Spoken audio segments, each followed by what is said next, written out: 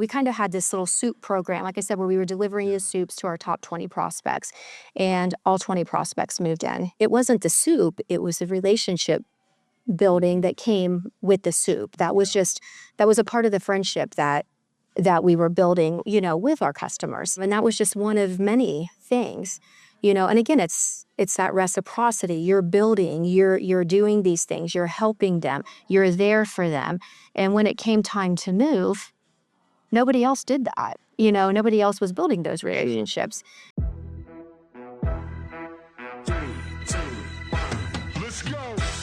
Welcome to The Move-In, a senior living marketing podcast from Unlock Health, a full-service marketing partner for the aging services industry. Join us for candid conversations exploring the latest marketing strategies with the senior living community leaders and innovative solution partners who are moving our industry forward. Together, we'll build a community to build better communities. Today, we chatted with Jamie Van Gysel, a true sales and marketing expert in senior living. Jamie is the Chief Sales, Marketing, and Experience Officer at Christian Care Fellowship Square. Jamie has over 25 years of experience in senior living, and what I love most about Jamie is her unwavering commitment to building genuine, lasting relationships with seniors and their families. Jamie's approach is a masterclass in what it means to truly serve your community, and I know you're going to walk away from this conversation feeling inspired and ready to elevate your resident experience. In this conversation, we discussed Jamie's long-term career and experience in senior living, adapting sales and engagement strategies during the COVID-19 pandemic, and how her team delivers an exceptional resident experience. All right, let's hear from Jamie. Welcome to The Move in Senior Living. I got Jamie Van Gysel. Jamie is the Sales and Marketing Executive at Christian Care Fellowship Square. So first, tell us a little bit about yourself, Jamie. Just looking at LinkedIn, you have a 20-year experience in senior living. Am I correct in that? Yes, well, you're a little off on that. I think now I'm hitting about 25 years Okay. in senior living. So I've spent more than half my life in the industry. That's incredible. So everybody tends to have they fall in love with it early on, and people have a long career in senior living. Sounds like you kind of had the same experience. Like you decided to stay in it and grow within the career. Yeah, I did. I think once you get started, it's hard to turn back. It's hard to do anything else. Absolutely. I know you're sales and marketing. Have you always been on the sales and marketing side? I was recruited into this industry because I was a salesperson, Yeah. And back then, of course, I'm already telling my age, but 25 years ago, we didn't have CRMs. We were using ACT and putting our leads in. And that's why I was recruited, because senior living wasn't doing anything like that. And so there was a developer that I happened to know through his wife. And he recruited me, and said, why don't you come to our company, and why don't you do this with our leads, with our prospects, and put them in this, put them in the system. And that's kind of how I got started. And of course, the industry has grown so much Sure. since then. So you're an early adopter into really using the data and leveraging that data for better results. Yes, absolutely. So I've gotten to know you just really over the last year and a half or 2 years. But in a conversation we had a few weeks ago, you were telling me your experience of going through COVID, in terms of not you having COVID, but leading your sales team, through that experience. And I noticed on your LinkedIn, it's Senior Living Sales and Marketing Executive, Expert and Experience. And after the story you told me about, really how you continued these conversations through the pandemic, I 100% agree that should be in your title. So if you don't mind, tell us kind of how you approach business before the pandemic started, and then maybe we can transition into, how that worked as you went through the COVID experience. I don't think I've really changed, or we've really changed how we did business so much before the pandemic. I think the things that have changed how we do business is, of course, seniors are online more. Seniors learned how to use their iPads, and they learned how to use smartphones. Yeah. I think that changed how we market, a lot. But I think how we do business and how we sell has never changed. It's always been based on building relationships, making a connection. I think what happened with the pandemic is that it was hard to make those connections for a sales team. Sure. Because people weren't coming out, people weren't coming to tour. And when you were calling, you didn't have those connections because you weren't meeting people, in that way. And so what we had talked about was, how did you get over that? What did you do? And I think for our team, what we did was we just kept moving forward. Like, we can't change what we do because we know what works. We know how to sell senior living, and it's based on building relationships with people. We can't stop doing that.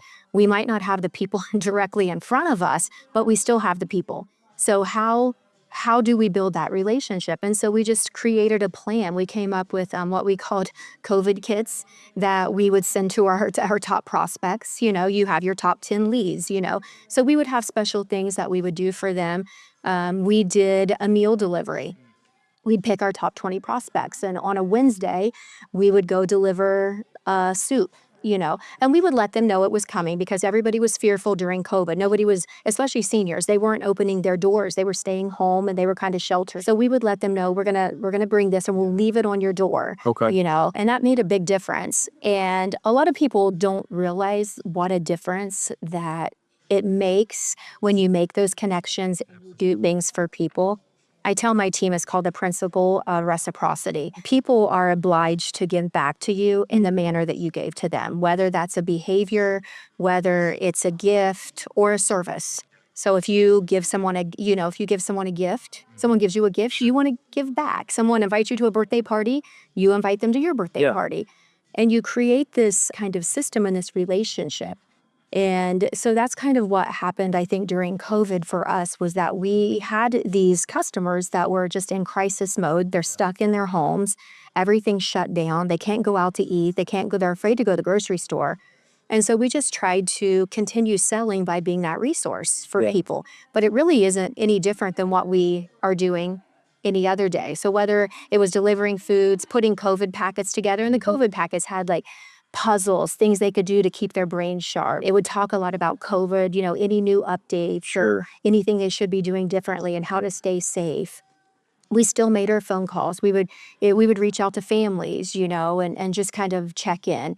So we didn't stop selling. We just had to sell differently. Yeah. And what was the response from these seniors? So, like, We tr- would they call and reach back out? So or- we tracked, we kind of had this little soup program, like I said, where we were delivering the soups to our top 20 prospects, and all 20 prospects moved in. So, Wow, that's when you look incredible. at that, but it was, Sure. again, it wasn't the soup, it was the relationship building that came with the soup. That was a part of the friendship that we were building, with our customers. And that was just one of many things, and again, it's that reciprocity. You're building, you're doing these things, you're helping them, you're there for them. And when it came time to move, nobody else did that. Nobody else was building those relationships. And so they give back to us and by becoming a resident. And it never stops. You talk about the experience part of my job. The experience part is you never stop selling. The sales team hands over that prospect now to the experience team, and the experience team then picks that up. So the resident moves in, and the day that they move in, we have what we call resident navigators. The navigators on site to make sure that the move in happens seamlessly. It's hard for a senior to hook up all of their electronic devices. It's one of the hardest things on move in. And we have large independent living communities. So our smallest independent living property is probably 255 independent living units. And so we have enterprise Wi-Fi systems.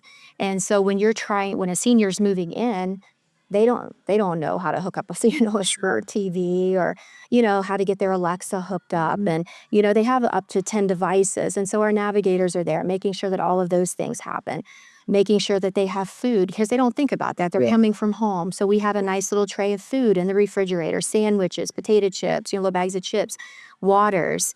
It's all about that hospitality and that service from the first interaction, whether it's on your website, whether they call in, whether they walk in. It's that first impression, and you're building that friendship from the first time you meet.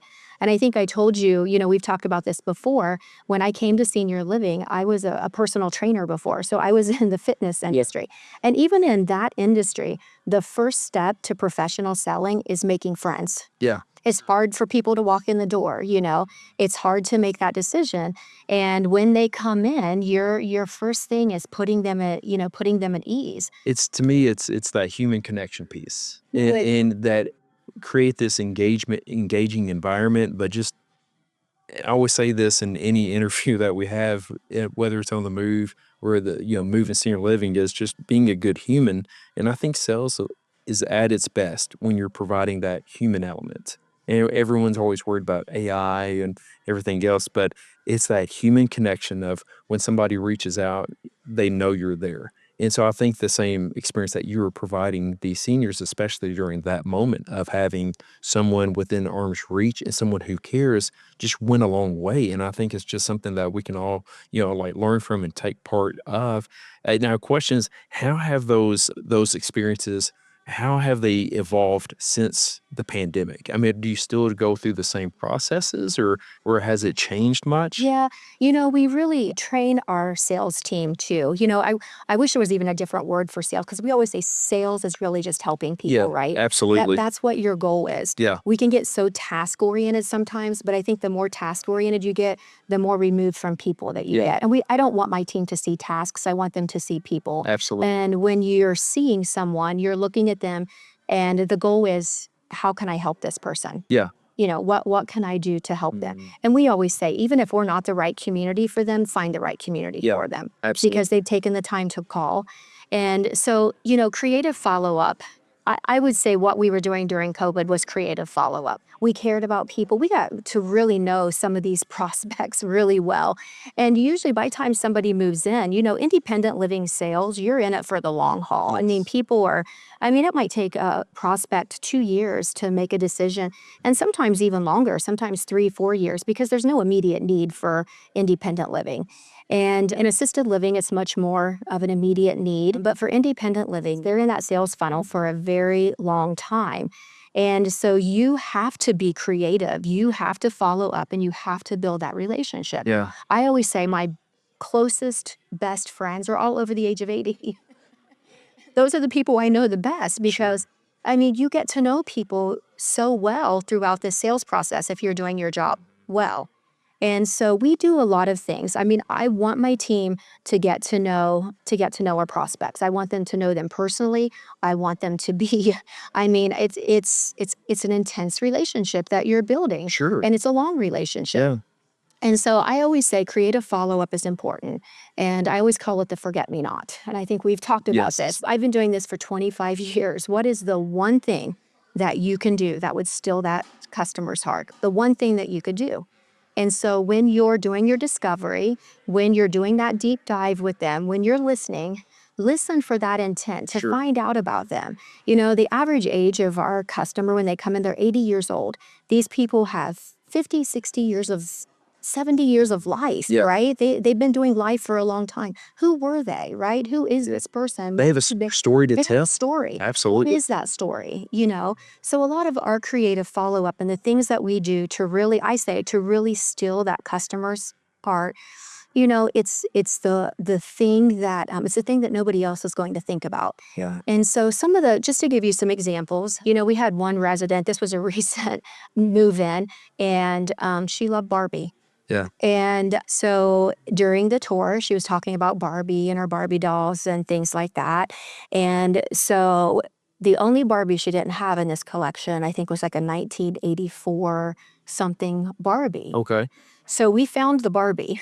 Nice. Yeah, in this. And it was a higher price, but not, over the life of what this customer was willing to pay, it would pay us, it was minimal. So we found the Barbie and sent her the only Barbie that was missing in her collection. That's incredible. And, And beyond the Barbie, the fact that you listened and it's you heard listening. her. Yeah. Yes. And it's listening with that intention of building the relationship. And I said it's like going on your first date. You go on a first date, you're going to be really weird if you take a gift, right? You don't know what to buy that person. You don't know that, but you have to do something to connect from the beginning. And it takes a long time. And I know some people will say, well, you need to ask questions. You got to get to know them. It's not about the gift. No, it's not about the gift, but the gift sure is a great icebreaker into the relationship. And the gift is not about the relationship. The gift is the one thing that you can do, again, that they're not going to forget. It's that forget me not. Yes. They're not going to forget that you did that. And they're going to open up more. They're going to trust you. and they're going to know that you were listening. And so you're listening with intent. Lots of times we get excited in the sales process and we're like, you want to speak because you have a great product. You have a great senior living, the feature, the benefits. You want to tell them we have the answers. But the best thing to do is listen with the intent to help, not the intent to speak. Yeah. I know in the beginning of my career, I'd have to literally tell myself, be quiet, just like squeeze myself, don't talk, because you get so excited, you want to speak, but this is their time to talk, and this is your time to learn. You'll have plenty of time to talk about how you can help them.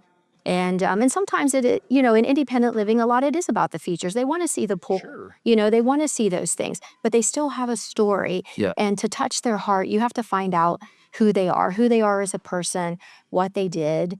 Another story, I love this story. We had another resident, even if it's independent living, they're downsizing. And it's a big That's tough. downsizing. That's It's very tough. emotional. It's emotional. It's hard for the resident. And so we had a resident who had this huge knife collection and very expensive knife collection, but that was something he had done his entire life. Yeah. And he had 4 parts of this collection that was very expensive and very important to him, but he was selling them. And so his daughter let us know, that she had taken these pictures of them. And so we asked her, could we get those pictures? And now this goes a little bit different too. This wasn't our sales team. This was our experience team. So the experience team finds out, they're getting ready to take over this piece and he's moving in. So they got those pictures and had them professionally framed for him and placed in the apartment so that when he moved in, those pictures were already that's great. there. Now that was a tearjerker for that resident. But again, it's building that relationship because it never stops. I mean, when they move in, that relationship gets even harder and heavier, And so we never Because you're going from dating to being married at that point. now you're married, and you don't want them to leave. And so you want to make sure that you deliver on everything that you've promised, because if not, then your relationship was fake. This relationship Absolutely. Yes. It needs to be meaningful and intentional. Yes, exactly. Yeah.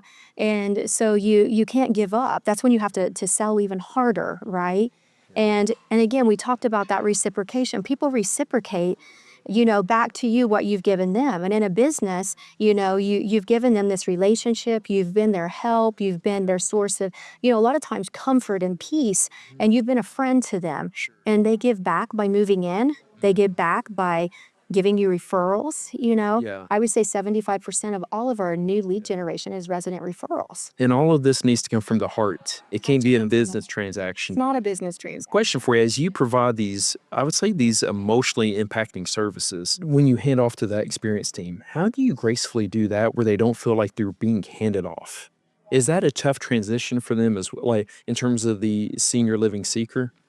Do they ever feel like they're just being handed off and you have to be proactive on that front? I don't think so, because our sales team and our experience team they work so closely together and they're so closely related. So I don't think it ever feels like a handoff. It feels like it's an extension of our services, because again, we've been providing these services all through this relationship. And the sales team has done an amazing job. They did all this paperwork. You came in, and on the day that you come in, and it may not be move-in day, but it's lease signing day. We make that a big deal. This is your lease signing day. You meet everybody on that day. I'll make, if I'm in the community, I make sure I'm meeting the residents. Our director of experience is in there. She's meeting the residents. And then she'll tell them, what day are you moving in? Because, the residents the day they sign the lease isn't always the day they move in. Sure. And so she finds out, what day are you moving in? Do you know what time the movers are going to be here? And so she gets all that information and kind of lets them know what to expect that day.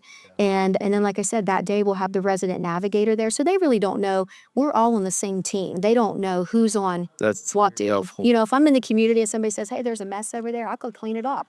Well, We're all on the same you're all on the same team. There's been many times I've reached out to you and you're working in the cafeteria. Oh, yeah. Well, all hands on deck. Yes, all hands on deck. I'll do anything, And so I don't think that they really see that division or know who's on what team. Yeah. They just know that you're on the team. Sure. And that you care. When it's all said and done. Yeah. So I don't, Just another friend who cares. Yeah. When it's all said and done. So I don't think that they feel like it's a handoff. They feel like it's just an extension of the experience that they've been receiving throughout the term of this, Sure. It's throughout this journey. Yeah. Yeah, through this client journey.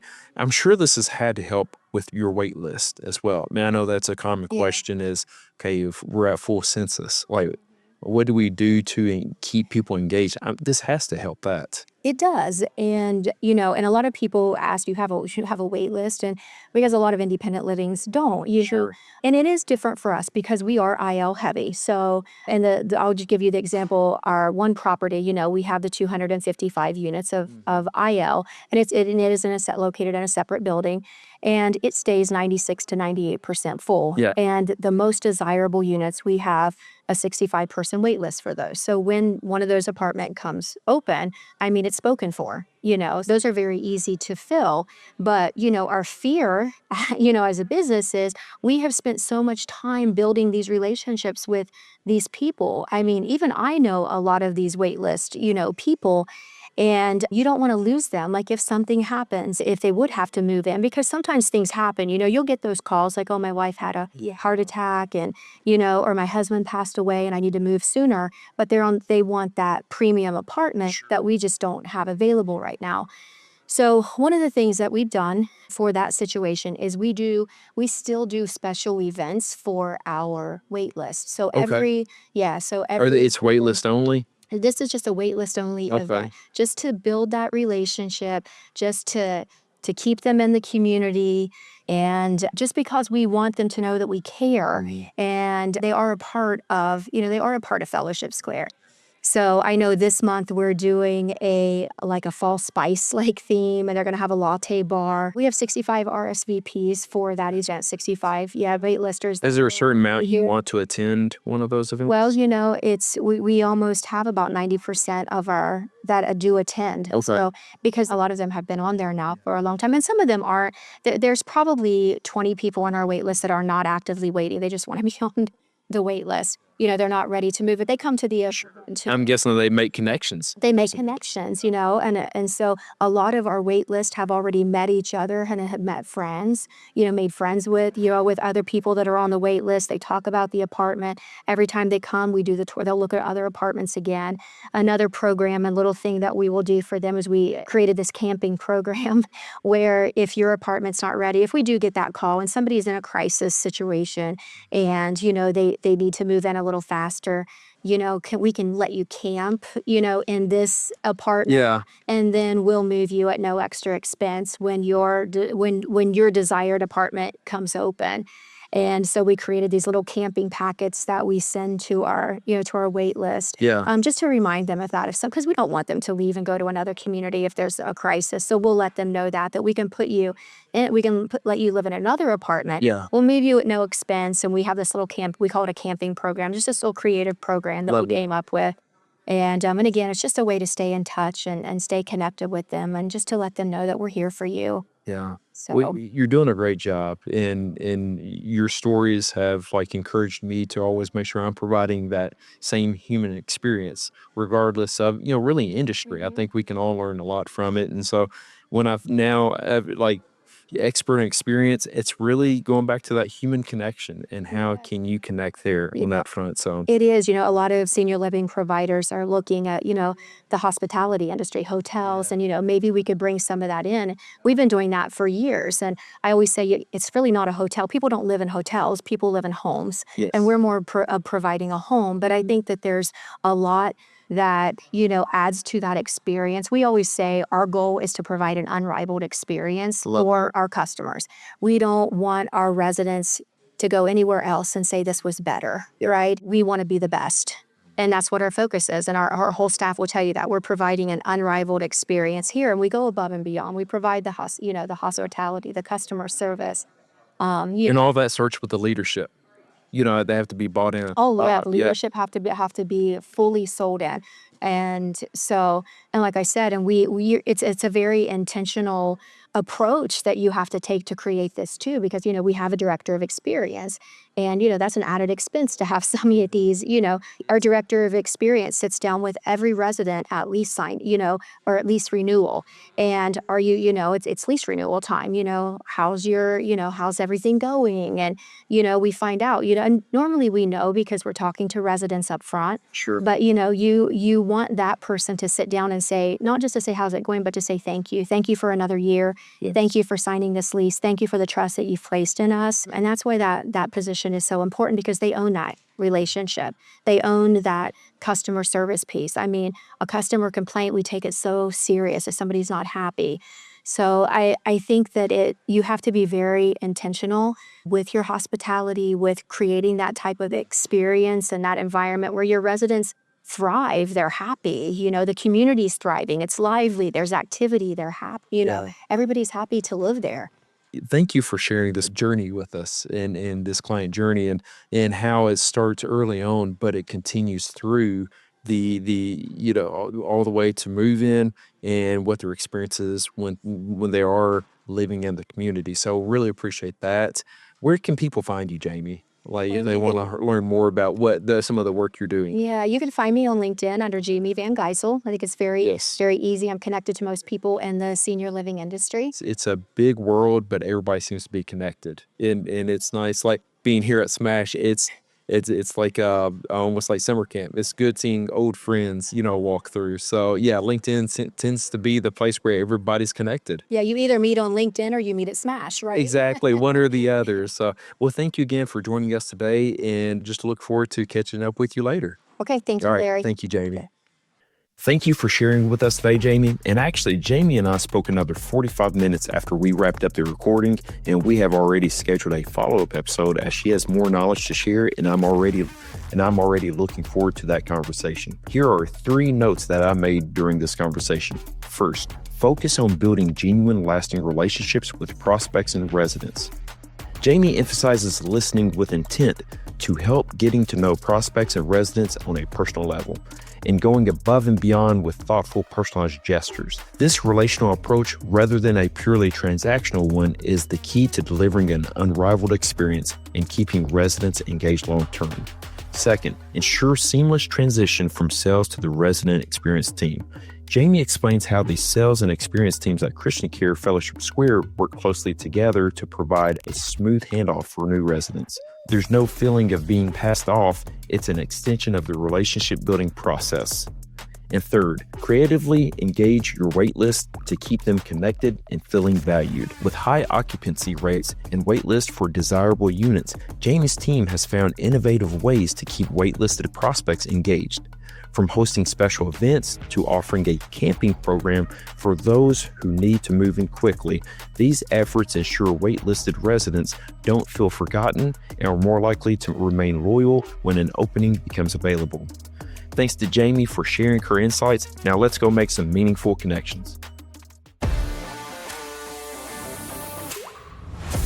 Thank you for listening to The Move in Healthcare Growth. Add your voice to the conversation. Email the show at themove@unlockhealthnow.com. Follow us on social media and stay up to date at unlockhealthnow.com. Also, be sure to subscribe wherever you listen to podcasts so you never miss an episode.